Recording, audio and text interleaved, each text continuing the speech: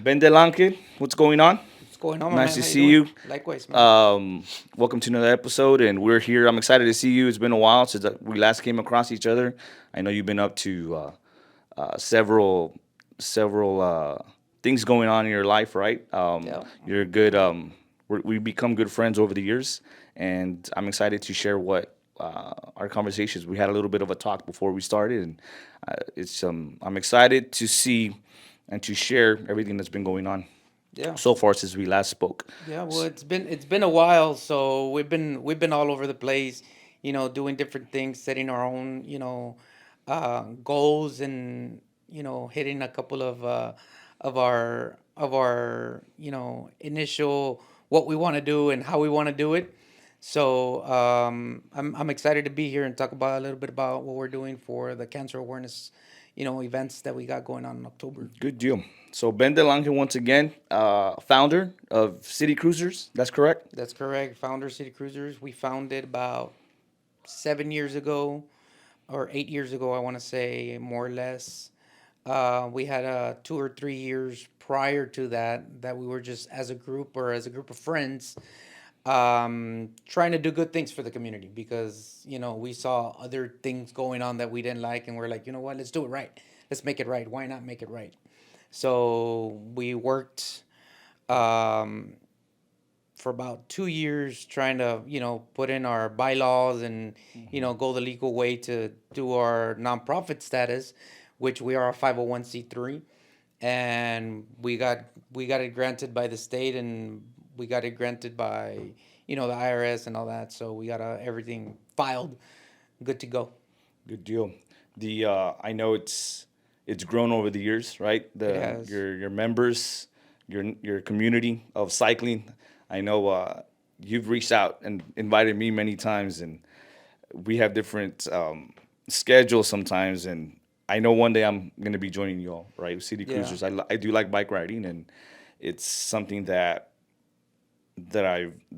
think I've liked it a little bit more. I've learned to love it a little bit more when I see like this, right? When I see communities like City Cruisers, nonprofits or just groups, cycling groups like that, right? That I see that in big groups, and I'm like, man, how many miles did they do? How many miles? What is a day to day route that you do with the community, more or less? Well, we have two routes that we do, and we usually ride about two times a week. As a group, obviously, in some go out there individually, their own pace, their own distance, throughout the week. But our Sunday ride is a little bit known. I'm not gonna say everybody knows about it, but it's well known. People hear Empanada Ride, Okay. and they automatically relate to, oh, that's a city cruiser event, and they go 30 miles, and no rider gets left behind. So that has been our model since the get go, since initiation, since before we were a nonprofit. Why Um, Empanada Ride? Empanada Ride is because we stop halfway at the Ayala Bakery in Southmost, Okay. and we have an empanada because most of the time a lot of people, you wake up early, man. You wake up at 5:30, 6 to go ride at 6:45. You really don't have time to either drink coffee or have something to eat, right? So out of just exercising, 15, 20 miles, you kind of start getting like, okay, if you don't do it as often as, we do, you're like, okay, yeah, I gotta eat something, right? Yeah. So you don't want to go and get something unhealthy. I'm not saying that empanadas are like the top of the line, healthy, but at least we know for a fact that, at the Ayala Bakery, the bread is whole wheat, and the calabaza or whatever the ingredient is in there, it's natural. Like, it's no preservatives. Like, they make it in house. So you get there, you get an empanada. Some might get coffee because they do have coffee there. I get coffee myself. So you have an empanada. You get the fresh fruit. You get the breading or the wheat, Mm-hmm. the bread, and there's something in your stomach, Correct. and you get some coffee, you get some caffeine, and then we go the next 15 miles, and you're pretty much, got some energy in your body. You're not like kind of, Yeah, dragging. we know food fuels the body, right? So because you said it's done midway through. Correct. Midway through. Interesting. midway And I through. always wondered, I would see the posts online that you would post sometimes, and I always wondered why Empanada Ride. And I guess it would fit. It makes sense. It's one. It's not. You're not gonna eat a whole Yeah, dozen you're of not them, even a bag of a bread, bag but of bread. But yeah, I get it. I get it. Interesting. In continuation with the empanada, right? I guess that would, whether I don't know, it would fit my macros. Right now, a lot of people are about the well, macros, right? You can yeah. you can you can work it to where it'll fit my macros. I just need a, I don't. It sounds like a healthy choice, and it's Yeah, not. and there are alternative choices there. Like the little cupcakes, right? That have no icing on top. They're made with cornmeal. So, or you can be there and ride and not have a piece of bread. That's everybody's choice, and everybody has different choices, different goals as far as nutrition and stuff like that. So it's not like no, you have to have it. It's like no, everybody. I choose to have it because I know it works for me. Yeah. And everybody has a different kind of thing. Some people say like, nah, man, I don't eat bread. I can't because whatever health issues or whatever diet they're following. So just know that it's there, Is it's there? available, and it's not that bad of a choice. And then you continue the rest of the 15 miles, and then everybody's on their way. So it's a 30-mile route, and we do often do a 25-mile route, which is a shorter route for the people that don't have that type of endurance that are gonna go the 30 miles. Um, we do change it up sometimes, and we do empanada rides to San Benito, and we do empanada rides to Harlingen, and at the same time, we stop at a bakery halfway, or on the return, we stop at a bakery. If we do San Benito, we stop at La Especial, which is a very known bakery. It's been there for over 100 years. Or if we go to Harlingen, we stop at La Reina. That's been in Harlingen for over 60 years. Oh wow. So we try to, at the same time we're exercising, we also like to give the business to local businesses that have been here for years, Correct. because it would be easier for us to stop at a Stripes or to stop anywhere else, right? But we've seen that we give the support to those type of businesses, and they've been very grateful. They've been there's times where they say, "Hey, don't worry about it, guys. I got your bread. We'll pay. We'll take care of it." Or they have water ready for us there when we go. I remember at Christmas, we went in December. We went and we rode to Harlingen, and I called the lady, say, "Hey, I was like 45 riders, 45 around 45, 50 riders, and we were going to Harlingen just to give her a heads up or ask her if she was going to be open early that Sunday, right?" And she's like, "Yeah, for sure. How many people are coming?" I said, "Well, we got about 45, 50 riders, give or take." And she's like, "Oh, okay. Oh, just let me know what time will you be getting here?" And I was like, "You know what? It's gonna take us about an hour and 15, an hour and 20, to get here. Obviously, we're coming from Brownsville, so we got there. She had hot chocolate for everybody, man. And I was like, well, how much is it? We're paid for the hot chocolate. No, it's on us. Thank you for.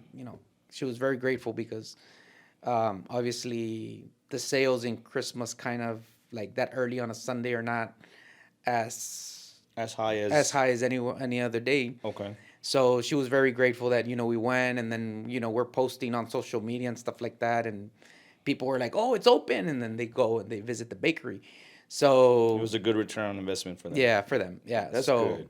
so that's how it works. Interesting. Interesting. I mean, I didn't know. There's a lot of people.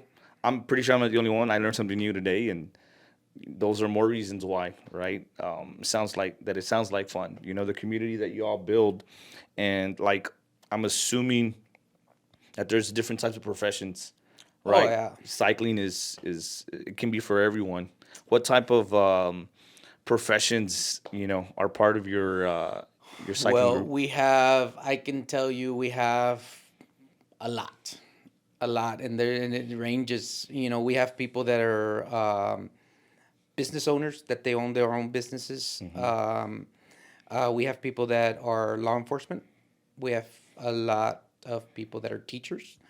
Um, We have teachers or people that work for the government, like, you know, ICE, Border Patrol. Um, they manage multi-million dollar businesses like Carlin Technologies. I mean, the the amount of people that are in our group range. I mean, people that work for Sam's, people that work for Walmart. I mean, it's all over the So something place. like this allows, anyone, you have kid. I'm pretty sure there's maybe some Yeah, you have kids There's that kids. are maybe a little bit older that also, Mm-hmm. got into cycling because their parents maybe Mm-hmm. started with you all several years ago, and now the kids have grown up. I'm pretty Yeah. sure, and Oh yeah. they're I old got. enough to. So the next generation's coming in, and new members for city cruisers, and Yeah. it just keeps growing. It's interesting. Yeah, we have initial our initial picture. If you go to our websites, www.citycruisercycling.org, Okay. you'll see our main picture there, and that picture was taken. I think it was year one or year two. That's our first cycling kit, the green one, Hmm. and you see the kids on the picture because their parents cycle, right? They Yeah. ride with us. So the kids are there, and the kids started riding, and we actually spent about maybe like $3,000 in buying kids bikes from a company that they were like on closeout, and we're like, hey, this is an opportunity, the kids will use them, right? Yeah. So we bought a bunch of bikes, so we can lend them to them, so they can use them and learn and whatnot. And now you see the kids, and they're like, they're How time flies. yeah, and you're like, wow. And we see the bikes because we have them in our trailer, Hmm. and we're like, hey, that Diego used to ride that one. Now he's so big. He was in, I want to say, middle school when he started, or maybe fifth grade, fourth grade, fifth grade when he started riding with us, and now He's in high school. he's in high school. And it's like, and taking college credits, and and we're very proud of Diego and what he's accomplished. Top five of his class and all that. Yeah, So and those it sounds like those are all the intrinsic rewards that come with an organization like that. That yeah, the parents are very involved too with us. Being part of the organization, they're very involved. So he's been very involved and also helping the nonprofit through the Rangers, okay, and all that. So hmm, it's great, that's man. some It's good great. stuff. That's good. So yeah, so it's stay at home moms also. I'm pretty sure Oh that yeah, are for sure. there and that have access to join the club. So along with it doesn't matter. It doesn't matter who you are. As long as maybe you're of age, right? You're of age, and it's open. It's a great. It's not like a good. It could turn into a good also family family event. Weekly, weekend. It's on the Yeah, weekends, it's on on the Sundays. weekend, Sundays, and a lot of people, those that ride, the mom and the dad ride, and usually the kid wants to ride as well. Yeah. Sometimes they'll take turns and they'll sag. Like for example, the dad will be on the pickup, Hmm. following us, making sure we're all safe, and the mom and the kid are cycling, and then midway the mom will drive, and then the dad will cycle the other half, Oh wow. and we do that periodically. It's pretty fun. I mean, it's a family thing. It's non-competitive. We're out there, you're exercise. That's to us the main reason we do it. It's just, Hmm. it's a Sunday where you get to exercise and get ready for the week. Hmm. It's fun. And it's interesting. I like the going back to the empanada. It's unique. It's I don't think I've come across any other cycling group that I'm pretty sure there's things out there, but you promote it pretty well. You promote it pretty well. Like you said, it's well known throughout town. And yeah, I've had several friends, mention the Empanada Ride on Sundays, the Empanada Ride on Sundays, and but I never had. Now I'm hearing it firsthand, from the founder. What is it? Why did it get started? It's pretty interesting. Tell us a little bit about some of the charity events that are fall under City Cruisers. Okay, so we have two main events that are under our nonprofit. That means that we started them, and we've grown them from being like 50 people to now being over 1,000 people. And a different organization used to do similar event, and it was called the Autism Run. The Autism Run was held here, and then they couldn't do it anymore, and they said, "Hey, do you guys want to do it? Because you've done successful events, you guys would be the best fit to pull this event, and continue to help the community." So we took over the Autism Run, and our first year we had over 1,500. I want to say over 1,500 people, Oh wow. registered participants. You know, and our main goal was to keep the money that came in from registrations, keep it here in Brownsville, and help people here in Brownsville. You know, because as an educator, I work with special needs kids. I know a lot of you know things they need, right? And I see a difference between a need and a want, because I can want a lot of technology and equipment, Yeah. but is there really a need? Correct. And that's one of our main things as a nonprofit organization, is to show people that there's a need and we're actually giving back to the community. So every year we pick three other organizations that help kids with autism, either directly or indirectly, um, and we give them a monetary donation. And every year the monetary donation's been from 2,700 to like $3,500. Okay. So usually every year we help about three or four nonprofit organizations or other organizations that work directly with kids with autism or other disabilities. So, we do this running event, which creates, a healthy lifestyle event for the community. We bring people from the community, vendors, business owners, all kinds of people that want to promote their business, either from the corporate to the local mom and pop shops. And they set up their booths.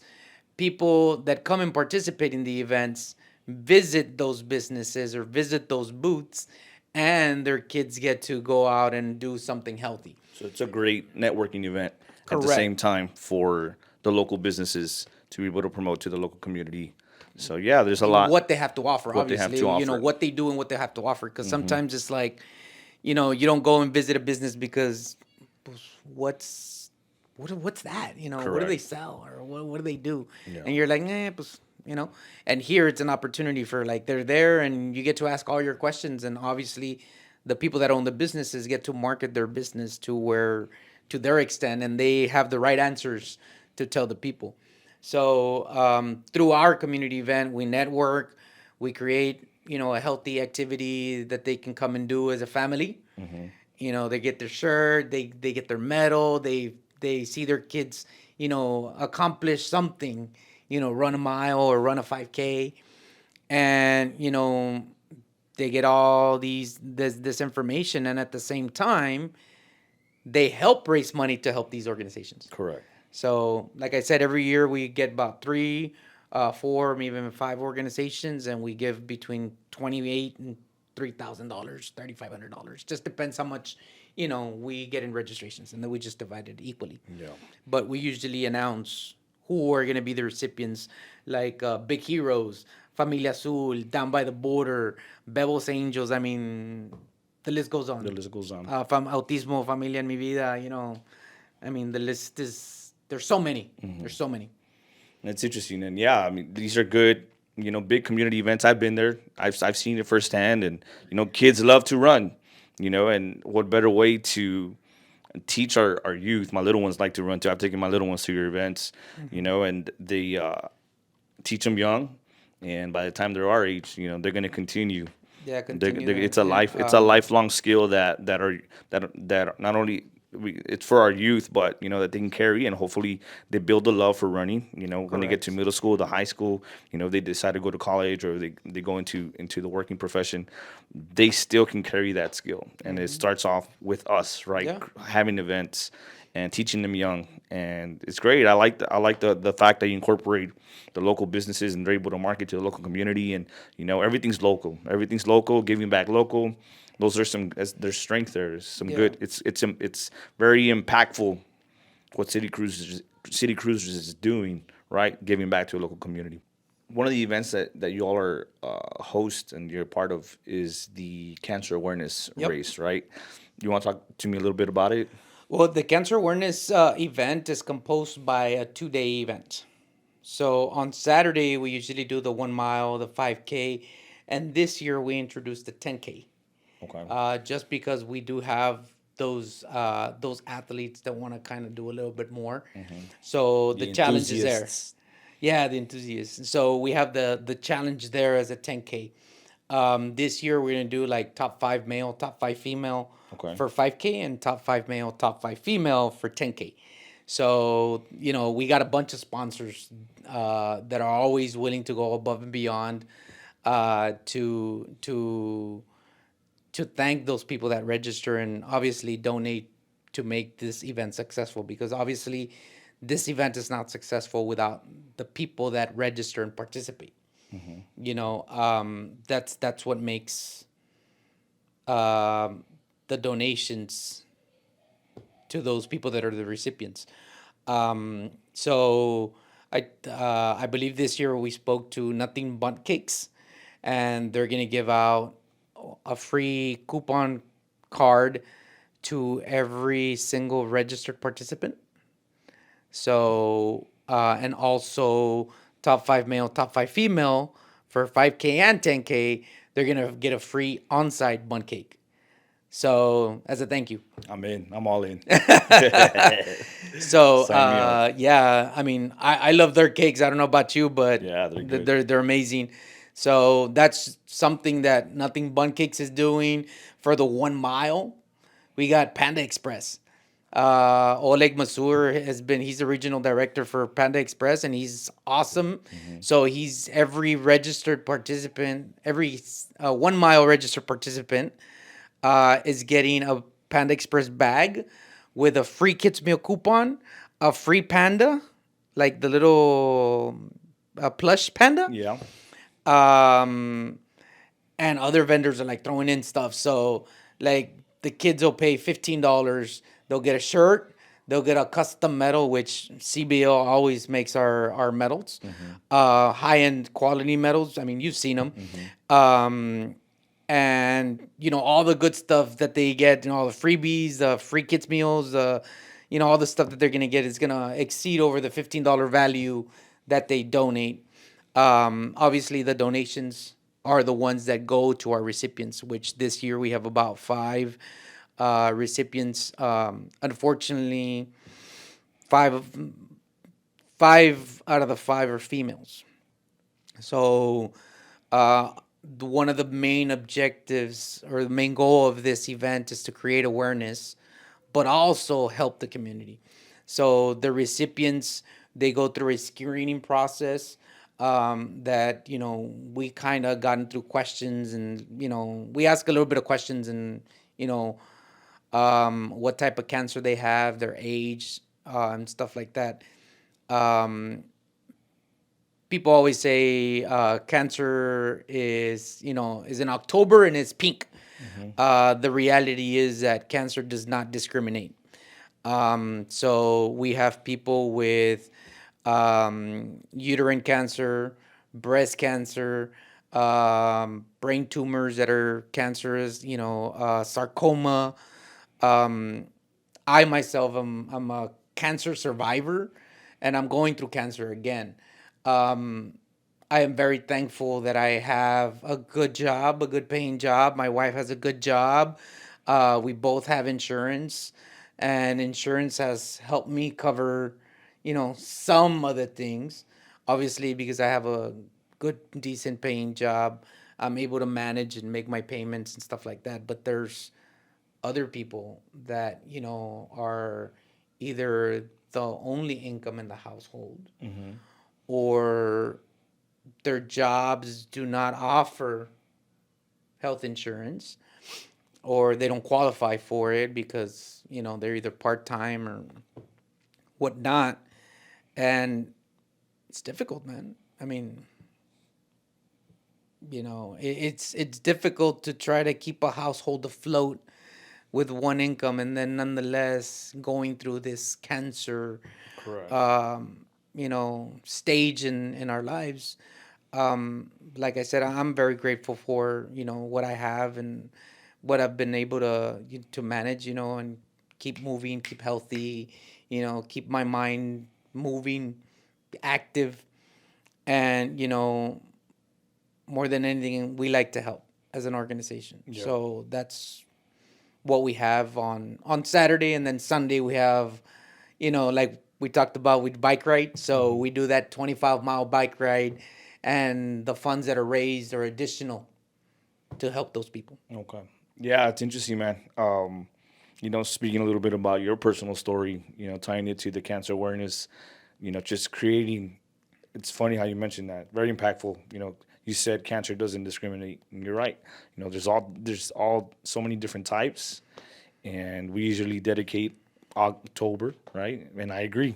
I agree. It doesn't discriminate, and it's something very serious, and there's people, like you said, a one household income. It's tough. If you don't have insurance, it's tough. If you don't have a job, it's tough. We live right now the way the world's going. The cost of inflation. It's everything's gone up in price. So being a one household income and trying to maintain and keep up with inflation, and then on top of that, have to deal with extra expenses, medical expenses. It can be overwhelming for anyone. Yeah. Anyone. And the reason we give money out to these people that are going through cancer is, I know firsthand that insurance doesn't cover everything, Yeah. right? So sometimes you have to cover 30% of the deductible, or you have to cover 30% of a copay. Um, and like me, I'm going to MD Anderson. A trip over there, either if I'm driving or flying, because it's not an hour away. It's easily $200 of gas. If I'm staying overnight, it's $150 a night or $100 a night if I stay at a somewhat decent hotel, if there's space available. And then meals. I mean, I gotta eat. My wife's gotta eat. If I'm there from sometimes I have appointments from 6 o'clock in the morning till 3 o'clock in the afternoon. So it's not like just get up and go and drive back. So it adds up, man. It adds up every No. 6 months. It adds up. You know if your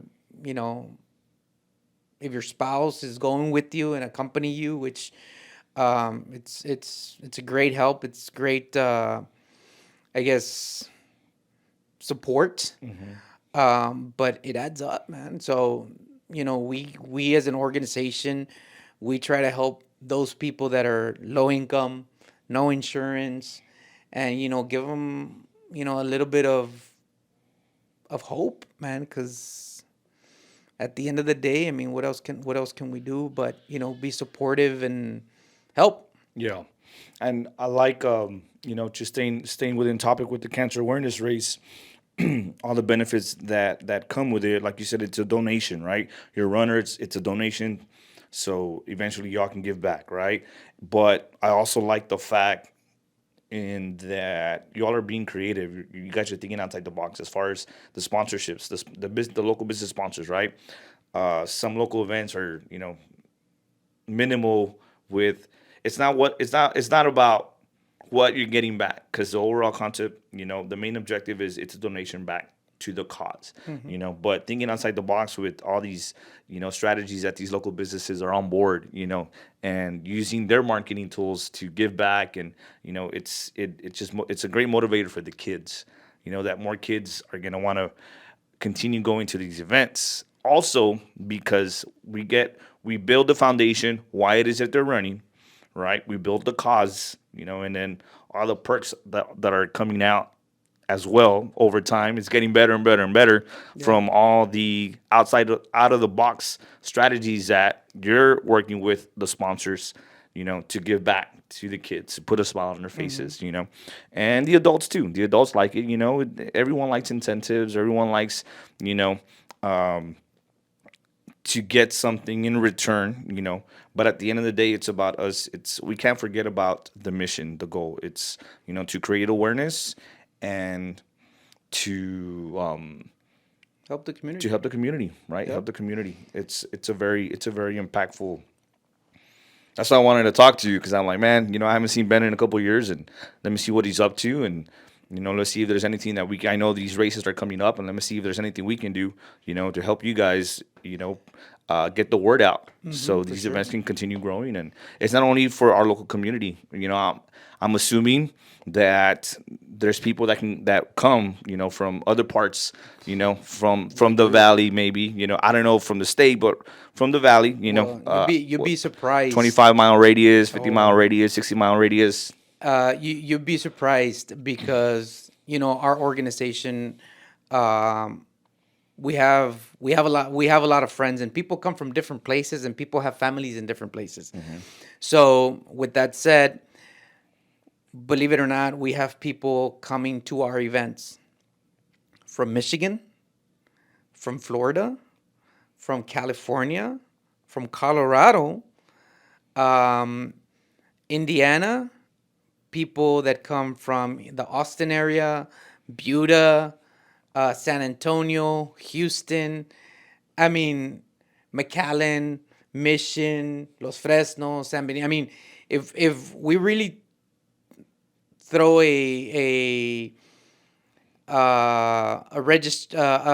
sheet based on registrations and where they coming from, we got people coming from a couple of different states, Wow, and they come interesting. and they stay at, like, for example, I had one of my friends from McAllen, Sandia Costa. She came and she messaged me, "Hey Ben, what's the closest hotel to the event?" And I was like, "Well, we're gonna have it at the event center, so the closest one would be right off of Morrison and Pablo Quisel, that Fairfield, Okay. that new one that's there." And she's like, "Okay, I'm booking it and I'm registering right now for the event." So she's already coming from McAllen. We got another one coming from Mission. We have people coming from San Antonio. Marcelino, he's from San Antonio. He's a member of our group. And he's like, "Hey, what's the closest hotel?" And I was like, "Hey, I spoke to Sandy a couple of days ago. She's gonna register. She's gonna, stay at this hotel." I was, "Okay, cool. I'm gonna book that one." So there's more than one, more than five people that are already coming from out of the city.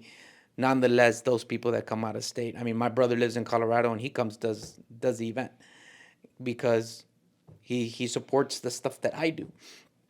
But I mean, we got people coming from all over the place. I mean, I'm not gonna say over 1,000 people come from the whole nation, Yeah. but we do have people coming from out of state, nonetheless, from out of the county or from out of the city. Interesting, interesting, and yeah, and that's where that's why I was like, what? Let me see if there's let me bring Ben on board. He can be one of our guests on the podcast to see if we can help him, reach people, out of Brownsville, out of the valley, which you already do, and who. That's the beauty about the internet right now, technology. That what is it? You never know who's watching, from Exactly. where they're From where? watching, and they might have a story that they might come across, and being able to tie your personal story, has made it that much more relatable, to people out there.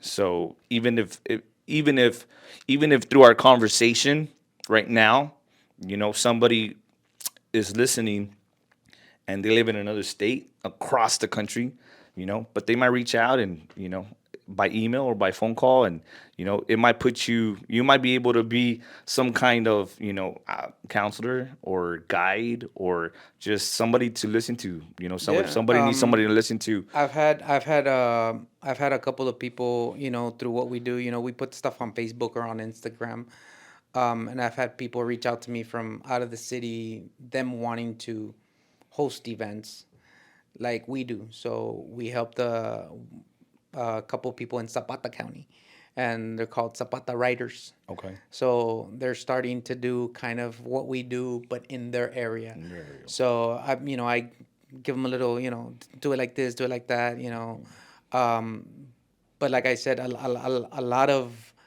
what we do is not just us, it's sometimes our partners. And our partners in this is like, our local CSL Plasma. You know, Mm-hmm. sometimes they get, a rap of, oh, they make money off the plasma, but they give a lot to the community. I mean, they're out there in our events giving back to our community. Valley Baptist, Valley Regional, Solera, Mesquite Home Health. I mean, these are multi-million dollar businesses that are operating in our city Mm-hmm. and that are doing things for our community. Correct. And not only by monetary donation, but being there, being present, and answering questions on how they as a business can help you as an individual. Mm-hmm. You know, I mean, what else can we want? Yeah. Tipple Tex Chevrolet has been, amazing throughout the years. They've helped us grow from the get go. Mm-hmm. So, and this again is a local mom and pop, you know, Chevy dealership. Mm-hmm. Marceletta Knapp has been amazing, and the staff at Tipple Tex. I mean, everybody in our board has a Chevy truck. Let me That's just tell you it. that. That's funny. But they've helped us a lot. I mean, what else can we do but return the favor? Ben, talk to us a little bit about like it takes it's tough. It's tough. I'm assuming, I'm pretty sure to organize these big events, right? There's a lot of pieces to the puzzle. I'm gonna ask you two questions. What are the biggest rewards at the end of the day when you finish the race, you go home and you're like, okay, we did the race. What are the biggest, you know, extrinsic and intrinsic rewards that you feel? And I'm also gonna ask you, what are the biggest headaches, you know, while you're organizing the events? So because it is a big task, and I'm just curious, out of curiosity, right? What are your biggest rewards, first of all?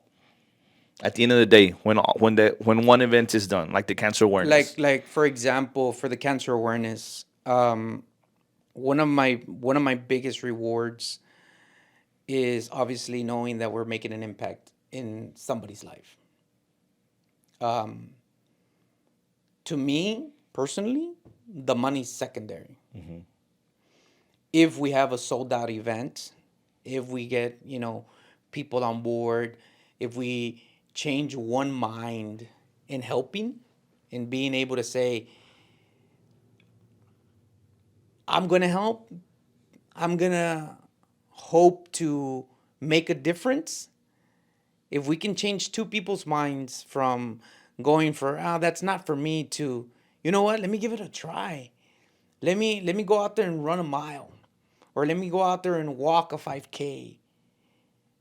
By them registering, automatically the monetary reward is there for the recipients, Mm-hmm. right?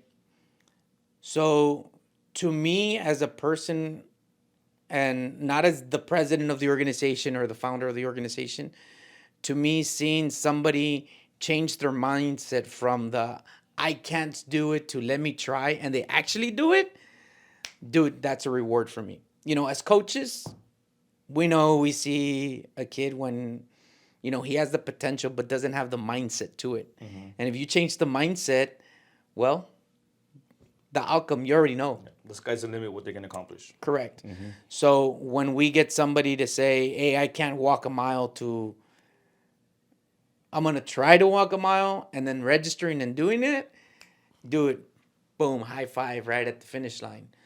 Um, Obviously, having a sold out event, having 400 kids participate on the 1 mile, 150 people on the 5K, 50 people on the 10K. We set a limit this year because of COVID and all these restrictions and whatnot. But obviously, we want to see a sold out event. Um, right now, I know we're at a 50%, Okay. and we still got a month to go.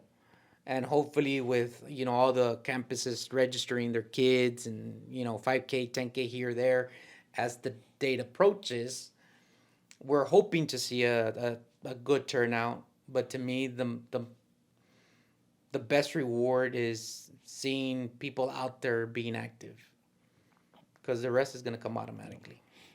Awesome. Now, what about headaches? What are your Well, biggest headaches as an organizer? headaches could be, I mean, we can level them from the setup to the weather The to weather. the time of the day, because I remember last year, before, I mean, we usually wake up at 4 o'clock in the morning to set up by 5. Yeah. So last year, the weather went crazy on us, man. I mean, it poured. To not be able to control what's not controllable Yeah, we you are the can't. I biggest mean, headaches. yeah, you can't control weather. So we did what the best we could, and thank God. I mean, from 7 o'clock to like 8, like there was like the Holy Spirit, keeping us away from the water for that hour. And as soon as the event finished, like before the event started, we started setting up and it was like drizzling, right? And we could see the clouds and you couldn't even see the sun come up. You couldn't even see the sun come up because it was all cloudy, but it was still drizzling. So when we start the event, we're like, okay, boom, there's a window. Like, let's not waste time. There's nothing we can't control the weather. So we started the 1 mile. We started the 5K. Everybody was running. Obviously, the sidewalk was wet, whatnot. People finished. People visited our vendors. Our vendors were there, kind of like, oh my God, the water's coming. Yeah, yeah. 30 minutes later, before the end of the event, or because once the last runner comes, we usually start breaking down. Um, Again, the rain's coming, and then it was like, okay, break it down, right? And as soon as the last person broke down their tent and put it away, again the rain, but like bad. So that's one of the biggest headaches. You Yeah. can't control the weather. I mean, you can't control. I mean, if it's too hot or if it's too windy, or that's out of our control. So to me, that's like one of the biggest headaches. And you gotta plan. You gotta plan for the worst. Expect the best Yeah. out of everything. So that's just like, to me, that's one of the biggest headaches. Obviously, we have our packet pickups day before and stuff like that, so people know what to expect. Um, and sometimes one of the headaches is, they want an on-site registration. I mean, we've been promoting this event for a couple months now, and everything's online. It's accessible. So them deciding to register in the morning, it's like, Yeah. really, Yeah, that's really. that's just I think that's everywhere. That's in every event, any big event. I've had plenty of experience. You know, we've had episodes, our basketball episodes, our basketball podcasts that we've had, and we used to have a basketball league back in the day, and that was one of the headaches that we used to have, that people always wait till the last minute, the day of the last minute to register when there's, you try to, as an organizer, you try to give as many resources, to make it easy for them, to guide them. So they don't have to wait till the last minute. But I guess that's just, that's a headache for any organizer of any type of event. Yeah. Last minute Well, registrations especially if you're doing it, outside in in outside. the, I mean, Yeah. inside it's, a little bit different, but on the Yeah, outside because there's so it's, much that there's so much that goes. There's so much that you all need to prepare for, and there's a lot of inventory that you need to account for.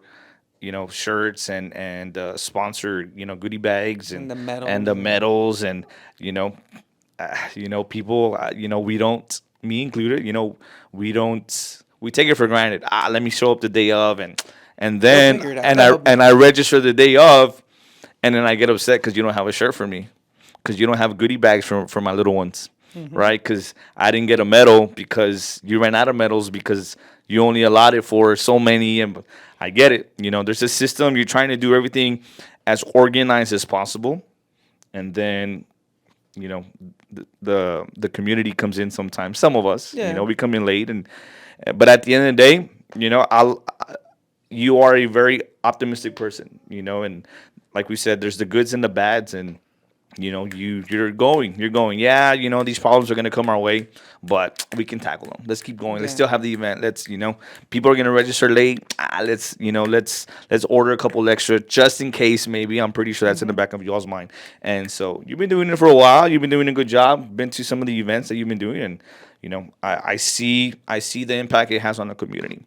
So that's why we're here right now, and I appreciate your time. I appreciate this. I'm pretty sure we'll get together another time and we'll do another round. Tell us a little bit. Where can people find you if they're looking for information as far as city cruisers, and they're looking to more information for where do they go for the cancer awareness race? Everything that you have going on. Where's your go-to place Um, online? so so we have different platforms that we use. We use Facebook a lot. Facebook, they can find us under City Cruiser Cycling. We also have a running page. So we have two pages: City Cruiser Cycling, City Cruisers Running, and obviously they can go in there and check our events under the tabs. So any information, they can send us a message through Messenger. We also do Instagram. So obviously, City Cruiser Cycling. And we also have a webpage that is citycruisercycling.org. Um, they can see all our events. They can see sponsors. They can see the team. They can see all the events that we do, and we are posting our events there: Cancer Awareness Run, Cancer Awareness Ride, Autism Run, and other events that we help or do for other community organizations. They can just send us an email, or they can email me directly at contact us at citycruisercycling.org, or they can send me an email to citycruisercycling at gmail.com. Okay. So if they want to contact me directly, my number is 639-4217. That's my personal cell. You can, send me a text or give me a call. I'm always available to help or answer any questions. There's still a lot to talk about. Yeah, there's plenty of things that You, we as an organization we do that can differently hit a different topic next time. Correct, and that's what we're about to, right? In City Hotspots, we wanna be able to help be a voice with you all. What is it that you all do? You all are giving back. We like those that give back to the local community. And if we can help through our message, through our podcast, through our technology, through our resources, our website, why not? Yeah, man. I Why thank not? you. Thank you for the opportunity, man. It's greatly appreciated, and hopefully we can collaborate and work together to make this community, and not only this community, other communities successful and big. I agree. Like you said earlier, you're being a mentor to some other cities already that are trying to, organize some events in different counties. Um, and who knows? The sky's the limit.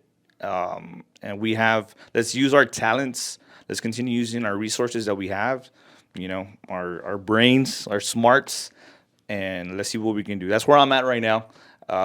Like-minded individuals, you're at the same level, using your talents and giving back to the community, and that's what it's all about. That's what networking is all about. What can we do? Can we do anything together to help continue growing our community, helping our state? And I know there's more to come. This is part one of many, hopefully. And you did a great job today, man. Thank you, man. I'm Appreciate proud of it. you.